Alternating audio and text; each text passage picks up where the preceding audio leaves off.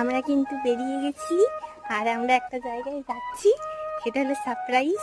গিয়ে বলবো যে কোথায় গেছি। লুকটা দেখো আমাদের, গিয়ে বলবো কোথায় যাচ্ছি।